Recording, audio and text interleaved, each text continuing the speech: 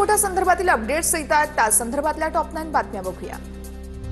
दिल्लीतील कार स्फोट प्रकरणी आज महत्त्वाची बैठक होणार। पंतप्रधान नरेंद्र मोदींच्या अध्यक्षतेखाली बैठक पार पडणार। स्फोट प्रकरणातील तपासासंदर्भात माहिती दिली जाणार। पंतप्रधान मोदी सध्या भूतान दौऱ्यावर।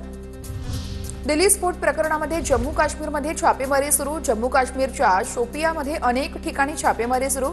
शोपियामध्ये जमात-ए-इस्लाम यावरती पोलिसांची छापेमारी। लाल किल्ला स्फोट प्रकरणी आणखी एक मोठा खुलासा। उमरची i20 कार ही 10 दिवसांपासून विद्यापीठ कॅम्पसमध्ये पार्क होती। मुझम्मिलच्या कार शेजारी पार्क असलेली कार डॉक्टर शाहीनच्या नावावर नोंदणीकृत। 29 ऑक्टोबर ते 10 नोव्हेंबर दरम्यान कार पार्क असल्याची माहिती।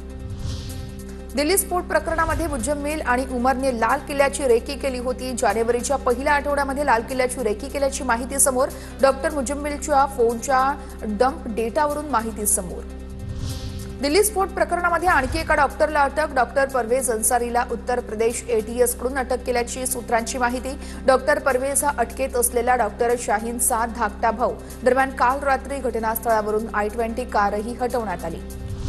दिल्ली स्फोट प्रकरणी केंद्रीय गृहमंत्री यांनी हे संपूर्ण प्रकरण NIAला सोपवलं।